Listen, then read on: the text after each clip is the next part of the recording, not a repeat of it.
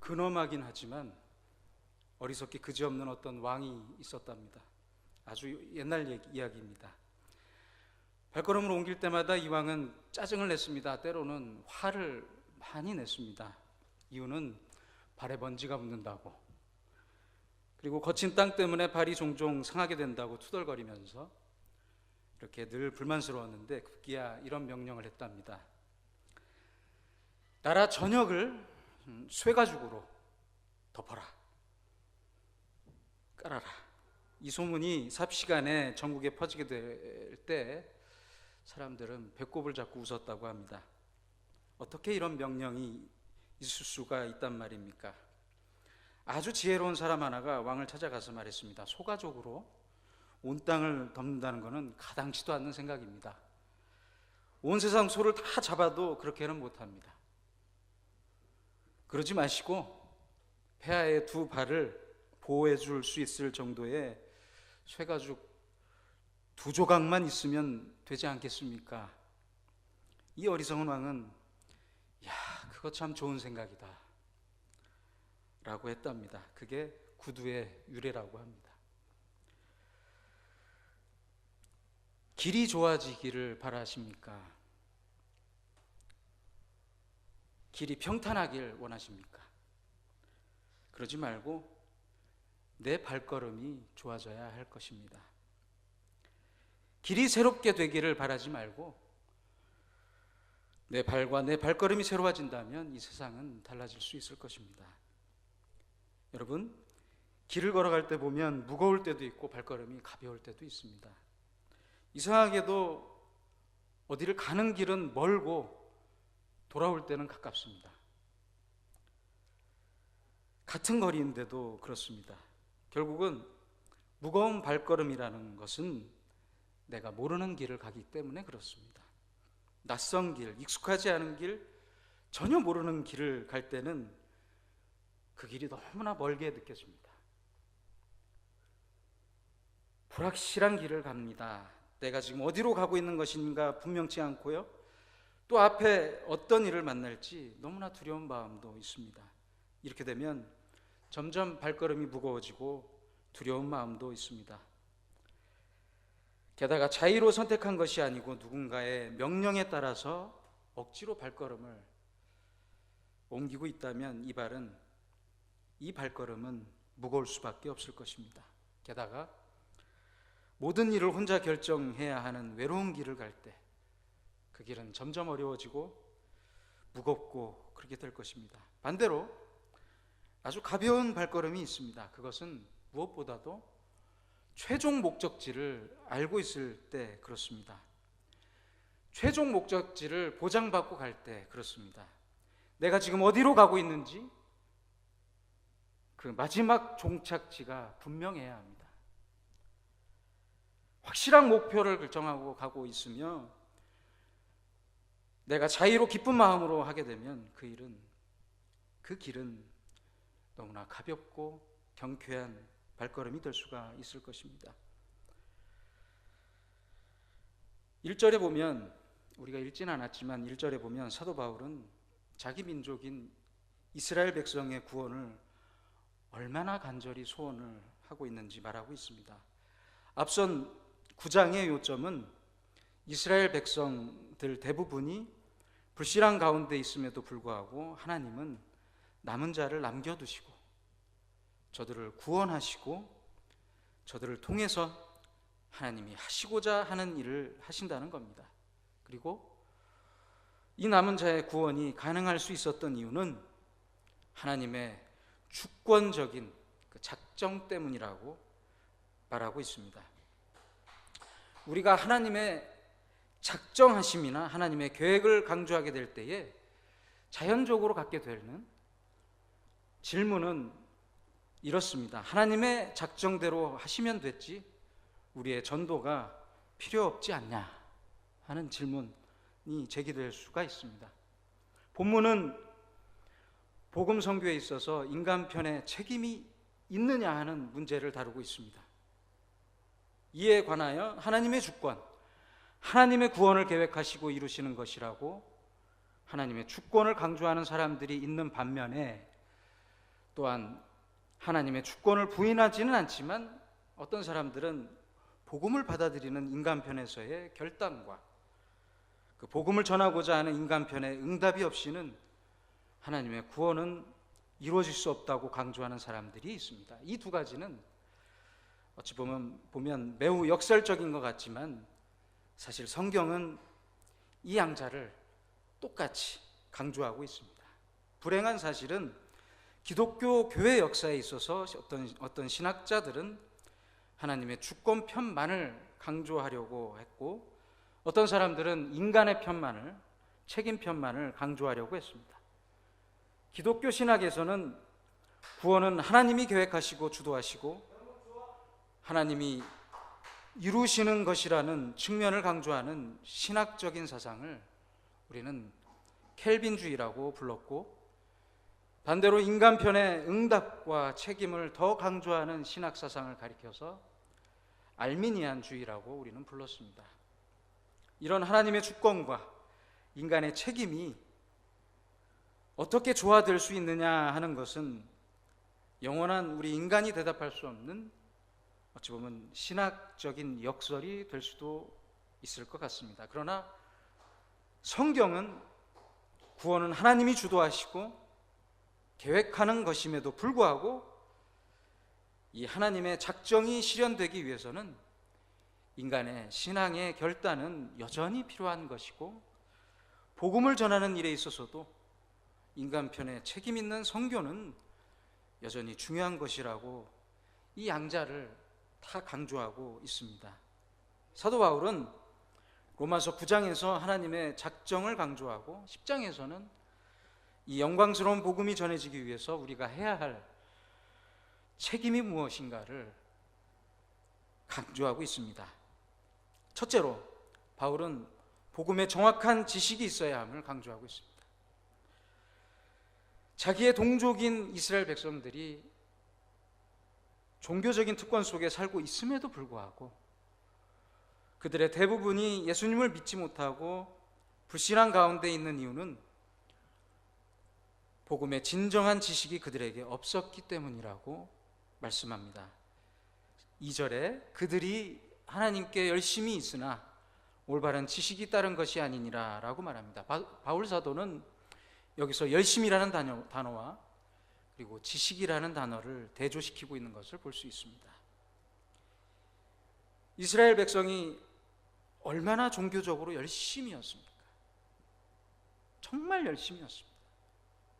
정말 그 열심은 지금 우리가 하고 있는 이 신앙생활하고는 비교가 되지 않는 그것이었습니다. 그러나 그 열심이 꼭 진리는 아니다라는 것입니다. 이 열심은 필요한 것이나 열심을 참된 신앙과 혼동해서는 안 되는 것입니다. 여러분과 우리 가운데 사실 여호와의 증인보다 복음에 대한 열심을 더 갖고 있는 사람들이 몇 명이나 될까요? 얼마 전에 보니까 여기 순천대 그 정류장에서 제가 그 여호와의 증인 이렇게 책자 놓고 전도하는 걸 봤는데요. 집마다 문을 두드리며 찾아가고 싫어해도 계속해서 열심히 찾아가는 이 여호와의 증인들의 열심 때문에 그들을 참된 신앙인이라고 말할 수가 있는 것입니까? 히틀러에게 광적인 충성을 바쳤던 사람들의 충성은 가히 종교적인 충성이라고 말할 수가 있습니다. 그러나 그들의 열심을 보면서 그들이 진리를 위해서 살았던 사람이라고 과연 우리의 역사는 그들을 평가하고 있습니까? 오늘 한국 사회의 일각에서 문제를 일으키고 있는 박사모의 문제를 보십시오. 사회가 그렇게 싫어해도 거의 종교적 신념을 가지고 아직도 잘못된 이상을 포기하지 못하고 있는 그 사람들의 열심을 보시기 바랍니다. 그러나 그들의 열심이 그들의 행동을 결코 정당화할 수는 없는 것입니다. 3절에 하나님의 의를 모르고 자기 의를 세우려고 힘써 하나님의 의를 복종하지 아니하였느니라. 자기 자신이 확신하는 자기의 의가 중요한 것이 아니라 하나님은 어떻게 생각하고 있는지를 우리는 생각해야 합니다. 우리가 구원을 얻기 위하여 알아야 할 가장 중요한 진리는 망각돼 버린 채 내가 내 열심으로 한다고 해서 하나님이 나를 받아주는 것이 아니라는 것입니다. 그들은 결과적으로 하나님의 의를 복종치 아니하였다고 말씀합니다. 구원 얻기를 원하십니까? 그렇다면 말씀 앞으로 오시기 바랍니다. 이 하나님의 말씀은 우리가 믿어야 할 진리를 제시하고 있습니다. 우리의 우리가 평생을 산 기도를 했다고 해서 구원을 얻는 것이 아닙니다. 구원을 위해서 성경이 제시하고 있는 복음의 진리를 사실대로 알고 또 받아들여야 합니다. 우리의 구원은 분명한 복음의 진리 위에 세워진 것입니다. 참된 신앙이란 사실을 사실대로 수락하는 것이지만, 미신은 사실이 아닌 것을 사실인 것처럼 착각하고 받아들이고 그 허상의 진리를 위해 열심을 내는 것입니다. 또한 불신은 분명한 진리를 거부하고 불순종하는 것입니다. 어떻게 구원이 가능할 수 있습니까? 구원은 복음의 정확한 지식이 없이는 가능하지 않습니다. 바울은 이스라엘 백성들이 종교적 열심은 있으나 정확한 지식이 없는 것을 안타까워하고 있습니다.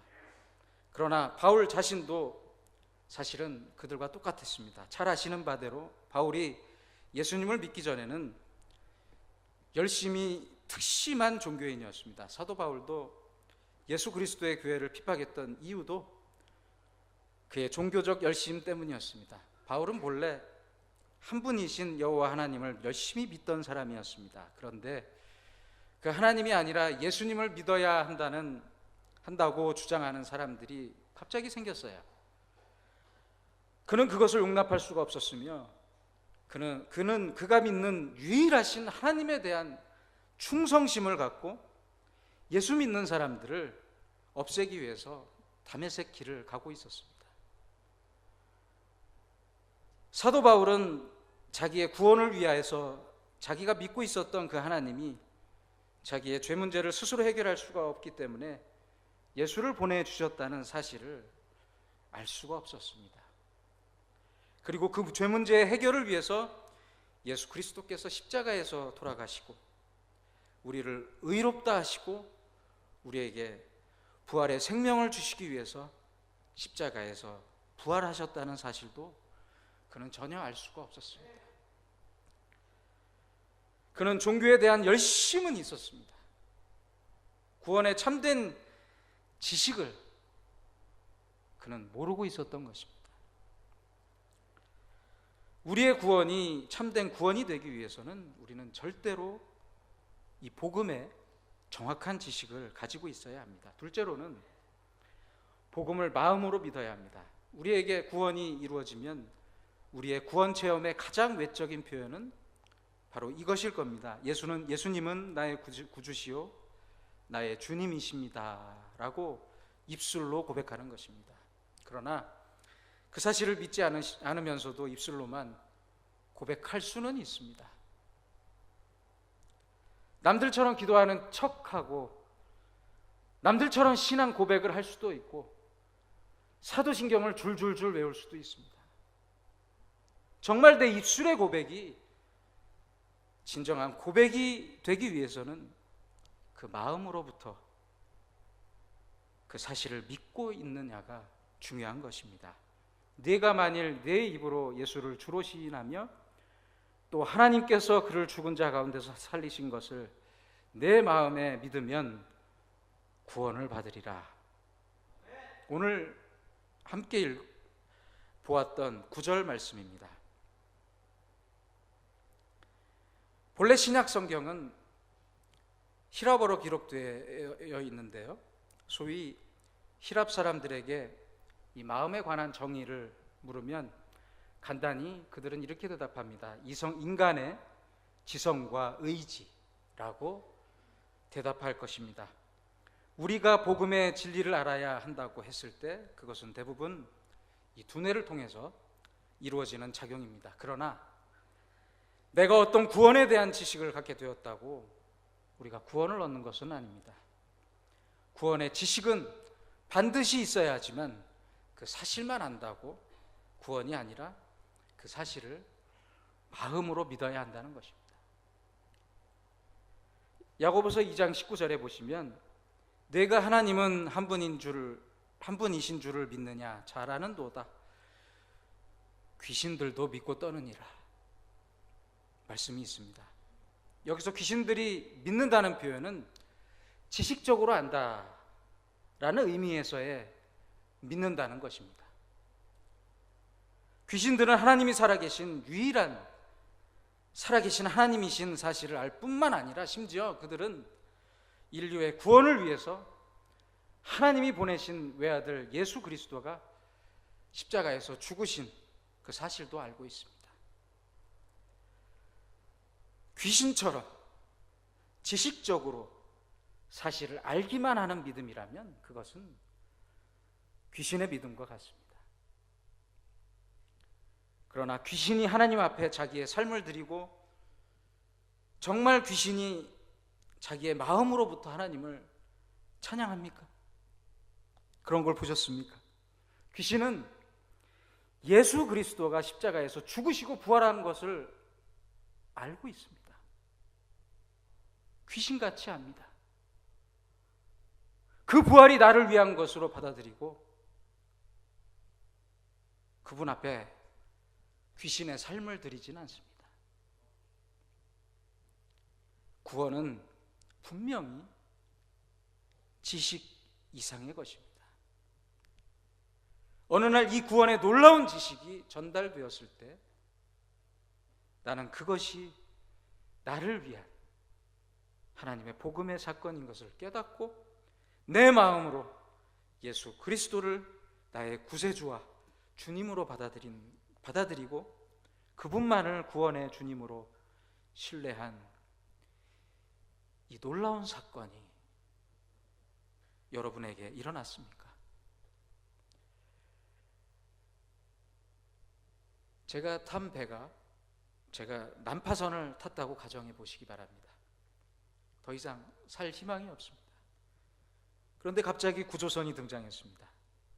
이 난파선에 타고 있는 사람들이 구원을 받기 위해서는 첫째, 구조선이 왔다는 사실에 대한 지식이 있어야 합니다.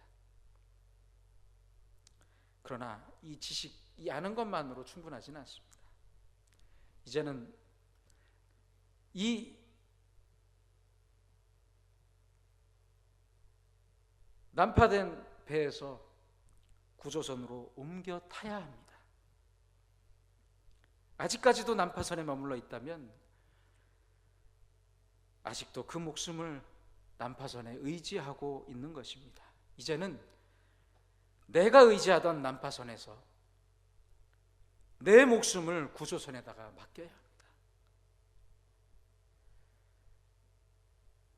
이 난파선에서 구조선으로 옮겨 타야 되는 것입니다. 예수 그리스도만이 나의 구세주요 주님이시라고 그분만을 의지하는 사건이 여러분의 생애에서 정말 일어난 적이 있었습니까? 셋째로는 우리는 복음을 발로 전해야 합니다.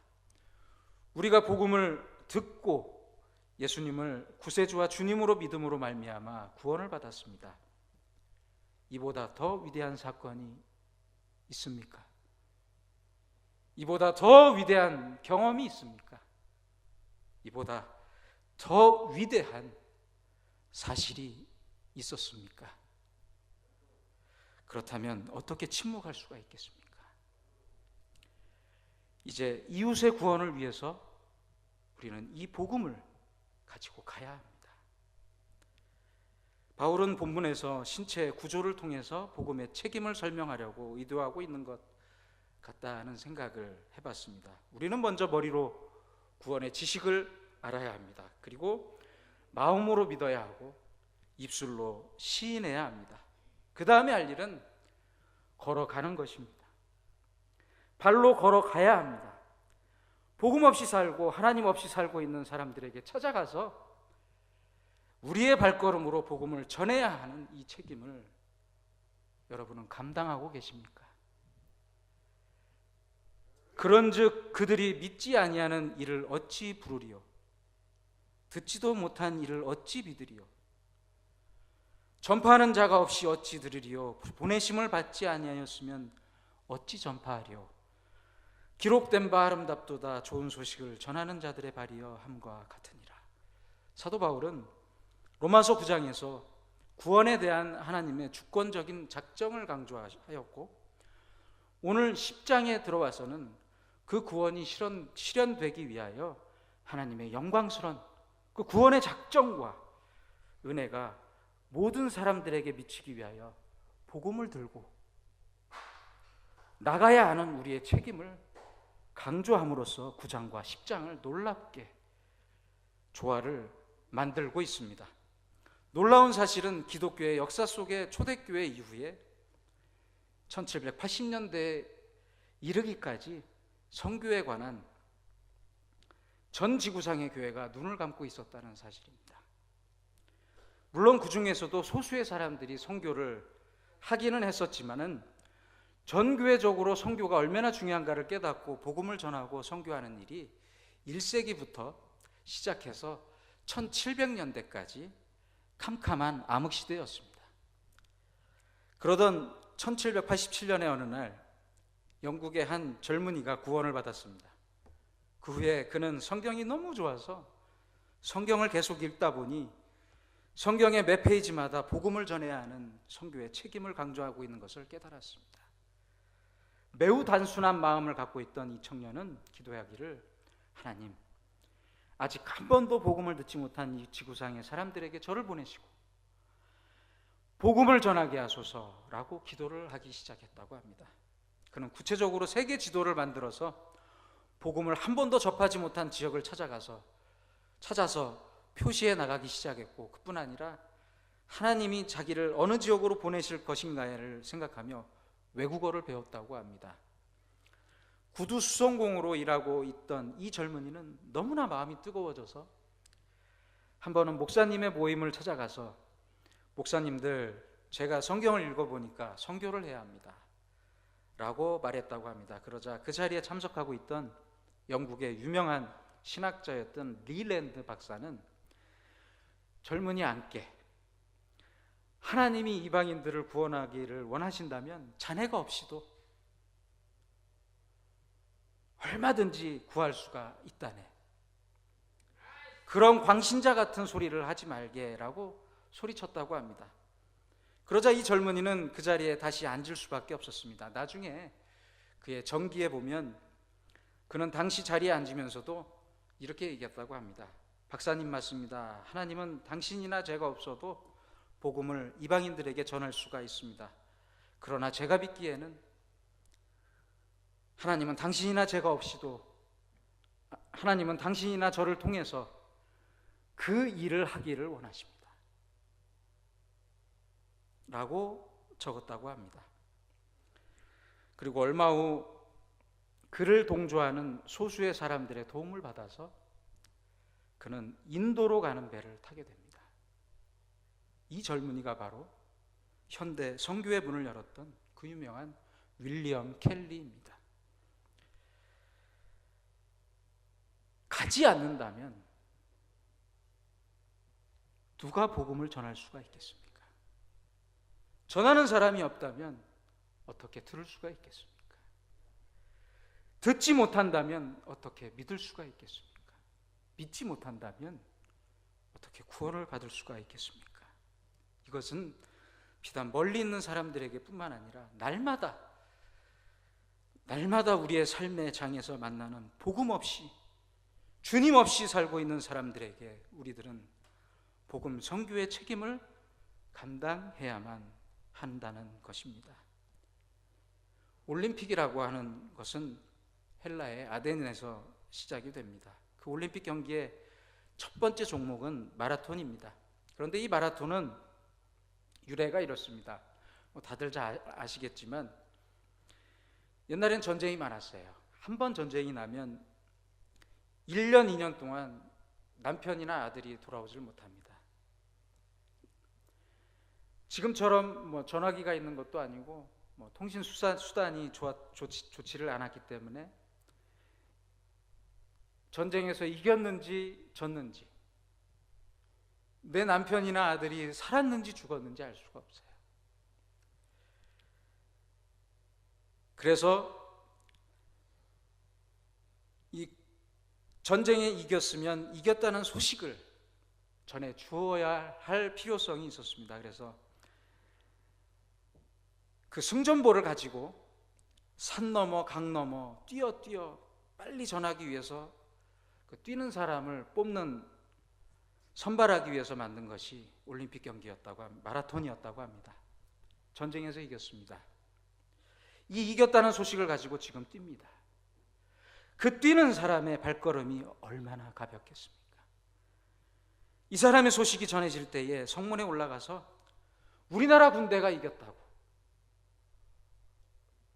소리를 지를 때 그 온 성 사람들이 다 나와서 그를 맞고 얼마나 반가워하겠습니까? 이렇게 승전보, 기쁜 소식을 가지고 뛰는 사람의 발걸음, 그 마음이 가볍고 행복할 것입니다. 또 그를 맞는 사람들도 얼마나 행복하겠습니까? 제가 미국에 있을 때 어느 목사님의 간증을 한 달이 건너서 들었습니다. 이분이 하루라도 복음을 전하지 아니하면 밤에 잠을 편히 못 주무시는 그런 분인데요. 그날 아침에도 이분은 하나님, 오늘도 누군가를 만나서 예수님의 복음을 전할 수 있도록 도와주세요 라고 간절히 기도하면서 아침을 먹으러 갔답니다. 아침에 식당에 가서 식사를 하는데 웨이트리스가 그렇게 퉁명스럽더래요. 그래서 그 서비스가 너무 엉망이라서 그냥 속상한 마음에 팁도 안 넣고 식당을 나오려고 그랬는데 마음속에 이런 생각이 들었다고 합니다. 혹시 저 웨이트리스가, 혹시 저 여자가 불쌍한 여자인지 내가 어떻게 알 수 있을까? 팁을 풍성하게 놓고 싶더랍니다. 그래서 $10를 놓고 나왔다고 합니다. 미국에서 $10는 팁을 $10를 놓는 사람은 없습니다. 결론적으로. 그래서 나오려는데 그 여자가 돈을 놓고 갔다고 챙겨 가지고 나왔더랍니다. 그리고 왜 그랬는지 궁금해하는 눈빛에 이분이 이렇게 얘기를 했답니다. 오늘 아침 당신의 마음이 너무 무거운 것 같아서 좀 유쾌하게 만들고 싶어서 팁을 넉넉하게 놓았습니다 라고 말하자 이분은, 이 웨이트리스는 선체로 울면서, 선생님 미안합니다. 제가 선생님에게 좋은 태도를 갖지 못했죠. 사실 저는 어젯밤에 이혼을 당했습니다 라고 고백하더랍니다. 그러자 이 목사님은 자매와 함께, 그 여자와 함께 그 자리에 앉아서 복음을 전했고 그날 아침 그 자매를 예수님 앞으로 인도했다고 합니다. 그런즉 그들이 믿지 아니하는 이를 어찌 부르리요? 듣지도 못하는 이를 어찌 믿으리요? 전파하는 자가 없이 어찌 들으리요? 보내심을 받지 아니하면 어찌 전파하리요? 기록된 바 아름답도다 좋은 소식을 전하는 자들의 발이여 함과 같으니라. 엄청난 소식이 여기 있지만은 전하는 자가 없다면 어찌 들을 수가 있겠습니까? 듣지 못했다면 어찌 믿겠습니까? 믿지 않는다면 어찌 구원을 받을 수가 있겠습니까? 여기에 그리스도의 마음이 있습니다. 내가 누리는 이 기쁨과 감격을 저 사람과 함께 나눌 수 있어야 합니다. 내 기쁜 소식으로 인해서 오는 행복으로 저 사람들도 행복하게 해줘야 하고, 내가 이 자유를 누리고 있는데 그들도 이 자유에 동참하게 해야겠다 하는 그런 마음 말입니다. 여러분, 복음의 지식을 머리로 받으셨습니까? 마음으로 믿으시고 입술로 고백하셨습니까? 이제는 발로 가서 전할 시간입니다. 여러분들이나 제가 안 한다면 누가 하겠습니까? 또한 지금 안 한다면 언제 할 수 있겠습니까?